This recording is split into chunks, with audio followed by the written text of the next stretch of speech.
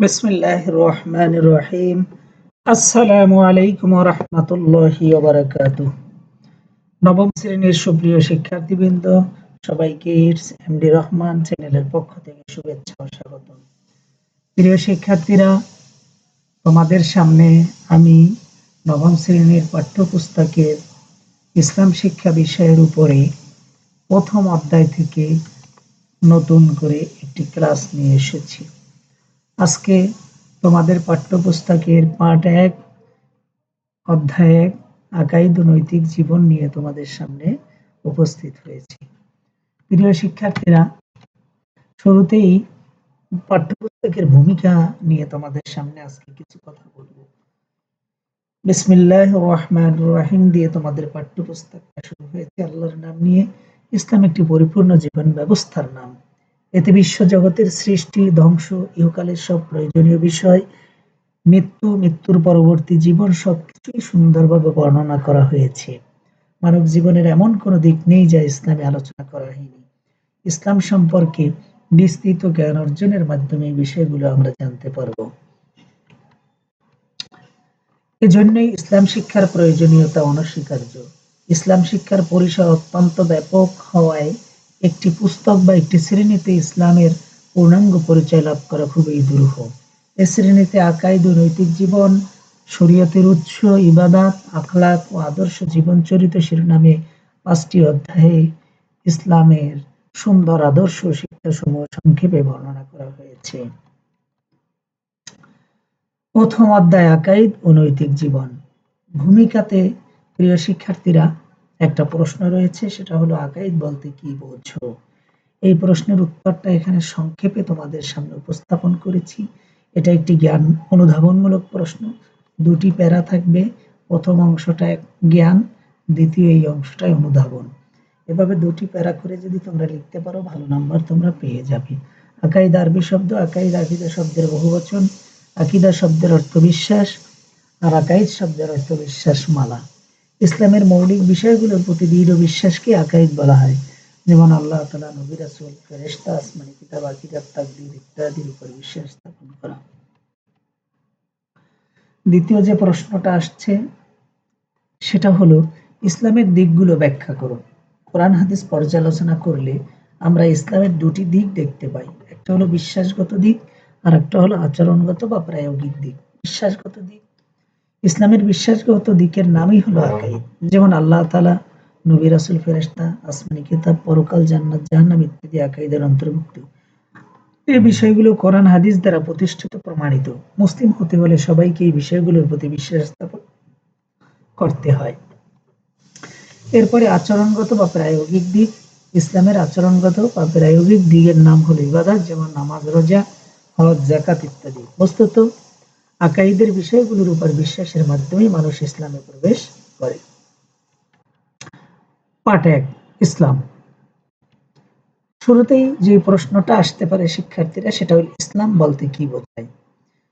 উত্তর: ইসলাম আরবি শব্দ, এর আবিধানিক অর্থ আনুগত্য করা, আত্মসমর্পণ করা, শান্তির পথে চলা ইত্যাদি। ব্যবহারিক অর্থে আল্লাহ ও রাসূলের আনুগত্য করাকে ইসলাম বলে। ইসলামী শরীয়তের পরিভাষায় আল্লাহ তাআলার প্রতি আন্তরিক বিশ্বাস স্থাপন করি, তার নিকট পরিপূর্ণভাবে আত্মসমর্পণ করা, বিনা দ্বিধায় তার যাবতীয় আদেশ নিষেধের আনুগত্য করা এবং তার দেওয়া বিধান ও হযরত মুহাম্মদ সাল্লাল্লাহু আলাইহি ওয়াসাল্লামের দেখানো পথ অনুসারে জীবন যাপন করাই হলো ইসলাম। একটি হাদিসে রাসূলুল্লাহ সাল্লাল্লাহু আলাইহি ওয়াসাল্লাম ইসলামের মূল পরিচয় তুলে ধরেছেন। তিনি বলেন, ইসলাম হলো তুমি এই সাক্ষ্য দেবে যে আল্লাহ ব্যতীত কোনো ইলাহ নেই আর মুহাম্মদ সাল্লাল্লাহু আলাইহি ওয়াসাল্লাম আল্লাহর রাসূল। সালাত আদায় করবে, যাকাত প্রদান করবে, রমজানের রোজা পালন করবে এবং সামর্থ্য থাকলে বাইতুল্লাহর হজ আদায় করবে। বুখারী, মুসলিম। আল্লাহ তাআলা মানবজাতির হেদায়েতের জন্য যুগে যুগে বহু আদেশ নিষেধ, বিধিবিধান প্রেরণ করেছেন। এসব আদেশ নিষেধ শরীয়ত হিসেবে প্রদান করেছেন। শরীয়তের সর্বশেষ পূর্ণাঙ্গ রূপ হলো ইসলাম। প্রিয় শিক্ষার্থীরা, এটা কিন্তু একটা মোস্ট ইম্পর্টেন্ট অবজেক্টিভ প্রশ্ন। শরীয়তের সর্বশেষ ও পূর্ণাঙ্গ রূপ কি? উত্তর হবে ইসলাম। এটি হলো মানবজাতির জন্য নির্দেশিত সর্বশেষ ও সর্বোত্তম জীবন বিধান।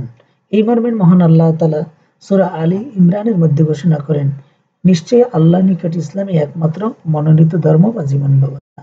সুতরাং ইসলাম হলো আল্লাহ তাআলার নিকট গ্রহণযোগ্য ধর্ম, আর যিনি ইসলাম অনুসারে জীবন পরিচালনা করেন তাকে বলা হয় মুসলিম বা মুসলমান।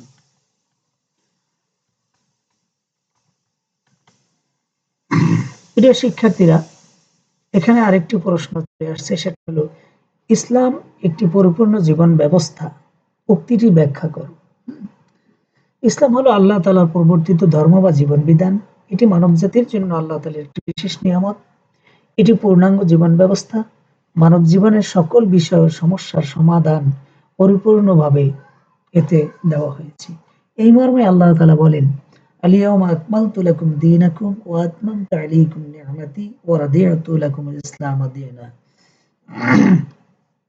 আজ আমি তোমাদের জন্য তোমাদের দিনকে পূর্ণাঙ্গ করলাম, আর তোমাদের উপর আল্লাহর নিয়ামতকে সম্পূর্ণ করলাম এবং ইসলামকে তোমাদের জীবন ব্যবস্থা হিসেবে মনোনীত করলাম। শিক্ষার্থীরা, এই প্রশ্নটা খুবই গুরুত্বপূর্ণ এবং ইম্পর্টেন্ট। এই প্রশ্নটা প্রতি ২-১ বছর পরপরই কিন্তু পরীক্ষায় আসে। এমন দেখা যাচ্ছে প্রতি ১ বছর পরপরই প্রতি বছরই এই প্রশ্নটা আসে। আর এই যে আয়াতখানা দেখতেছো সূরা মায়েদার ৩ নম্বর আয়াত, এই আয়াতটা বিভিন্ন জায়গায় তোমাদের লাগবে। সম্ভব হলে তোমরা এই আয়াতটা মুখস্থ করে ফেলবে এবং লেখার চেষ্টা করবে আরবি বাংলা উভয়তেই। আর আরবি না পারলে বাংলায় লেখার চেষ্টা করবে। মানুষের জন্ম থেকে মৃত্যু পর্যন্ত সকল কাজকর্মের যথাযথ দিক নির্দেশনা ইসলামে বিদ্যমান। ব্যক্তিগত, পারিবারিক, সামাজিক, সাংস্কৃতিক, রাজনৈতিক, অর্থনৈতিক, আন্তর্জাতিক সকল বিষয় ইসলামে যথাযথভাবে বর্ণনা করা হয়েছে। এমনকি মানুষের মৃত্যু পরবর্তী জীবন বা পরকালের অবস্থার বর্ণনাও ইসলামে রয়েছে। সুতরাং সুষ্ঠু সুন্দরভাবে জীবন পরিচালনার জন্য ইসলামের বিকল্প নাই। তাই তো বলা যায় যে ইসলাম একটি নিছক ধর্ম নয়, বরং একটি পরিপূর্ণ জীবন ব্যবস্থা।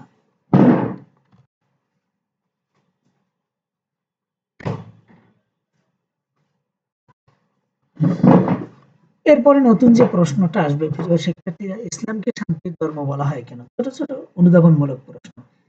ইসলাম শব্দটি সিলমুন ধাতু থেকে আসছে। এর অর্থ শান্তি। ইসলাম মানুষকে শান্তির পথে পরিচালিত করে। ইসলামী বিধিবিধান মেনে চললে মানুষ দুনিয়া ও আখিরাতে পরিপূর্ণ শান্তিময় জীবন লাভ করতে পারে। এজন্য ইসলামকে শান্তির ধর্ম বলা হয়। আরেকটি প্রশ্ন, ইসলামকে সার্বজনীন ধর্ম বলা হয় কেন? ইসলাম একটি কেবল ধর্ম নয়, এটি একটি পরিপূর্ণ জীবন ব্যবস্থা। এটি কোনো অঞ্চল বা জাতির জন্য সীমাবদ্ধ নয়। অন্যান্য ধর্মের প্রবর্তক, প্রচারক, অনুসারী কিংবা জাতির নামে ধর্মের নামকরণ করা হয়েছে, কিন্তু ইসলাম সর্বজনীন ধর্ম হওয়ার কারণে এর নামকরণ কারো নামে করা হয়নি, বরং মহান আল্লাহ এবং তার রাসূলের আনুগত্যের মাধ্যমে শান্তির পথে জীবন পরিচালনা করার উদ্দেশ্যে এর নামকরণ করা হয়েছে ইসলাম। এজন্য ইসলামকে সর্বজনীন ধর্ম বলা হয়। আরেকটি প্রশ্ন, সুন্দর ও শান্তিপূর্ণ জীবন গঠনে ইসলাম শিক্ষার গুরুত্ব ব্যাখ্যা করে। একটা প্রশ্ন রয়েছে। যত প্রশ্ন প্রথম অধ্যায়ের পার্ট ১ এর মধ্যে থেকে আসছে, সমস্ত প্রশ্নগুলো আমি তোমাদেরকে পার্ট বাই পার্ট এখানে তুলে ধরেছি।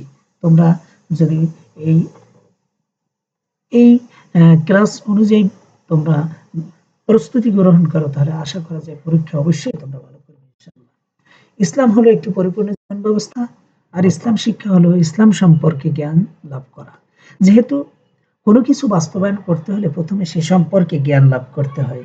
যেমন সাঁতার কাটতে হলে প্রথমে সাঁতার কি, কিভাবে সাঁতার কাটতে হয় ইত্যাদি শিখতে হয়। তেমনি গাড়ি চালাতে হলে গাড়ি ও গাড়ি চালনা সম্পর্কে জানতে হয়, জ্ঞান অর্জন করতে হয়। ঠিক তেমনি ইসলাম অনুযায়ী জীবন পরিচালনার জন্য ইসলাম সম্পর্কে প্রথমে জ্ঞান অর্জন করতে হয়। আর এর প্রধান মাধ্যম হলো ইসলাম শিক্ষা। ইসলাম শিক্ষার মাধ্যমে আমরা আল্লাহ তাআলার ইবাদত ও আনুগত্য শিখতে পারি। আমাদের দৈনন্দিন জীবনে চলাফেরা, উঠা বসা কিভাবে করতে হবে তা জানতে পারি। সততা, ন্যায়পরায়ণতা, দয়া, ক্ষমা, বিনয়, নম্রতা ইত্যাদি গুণের অনুশীলন করতে পারি। লোভ, হিংসা, মিথ্যাচার, অহংকার, পরনিন্দা ইত্যাদি খারাপ অভ্যাস পরিহার করে উত্তম চরিত্রের অধিকারী হতে পারি।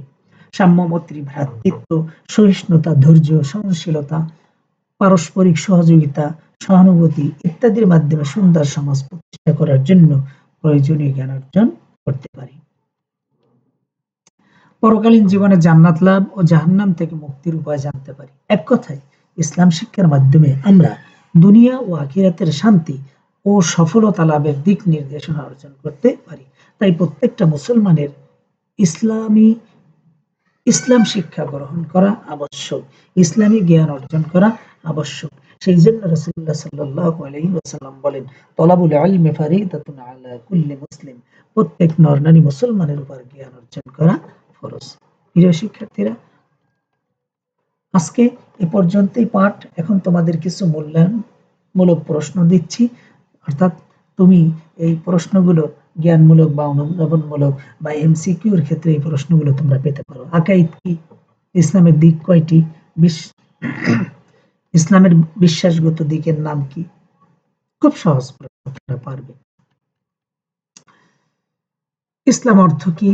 ইসলাম আরবি শব্দের আবিধানিক অর্থ হলো আনুগত্য করা, আত্মসমর্পণ করা, শান্তির পথে চলা ইত্যাদি। প্রিয় শিক্ষার্থীরা, এই প্রশ্নটা আমার জীবনে দেখা প্রত্যেকটা স্টুডেন্ট এই প্রশ্নটায় প্রথমে একবার হলেও ভুল করে। তারা লেখে ইসলাম অর্থ শান্তি। আসলে ইসলাম অর্থ শান্তি নয়, ইসলাম অর্থ শান্তির পথে পরিচালিত করা।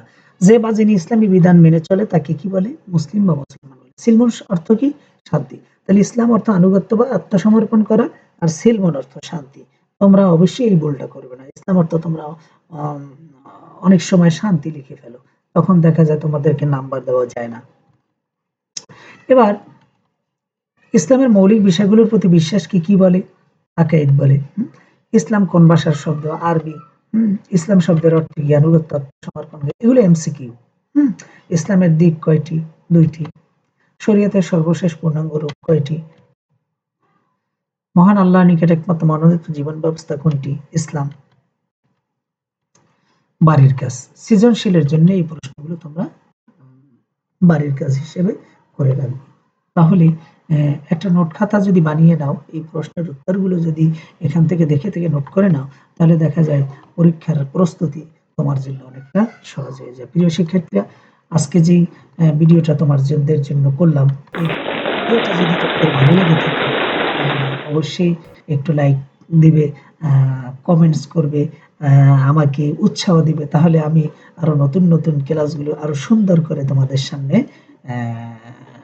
দিতে একটু উৎসাহ বোধ করব। তো সবাই ভালো থাকবে, সুস্থ থাকবে।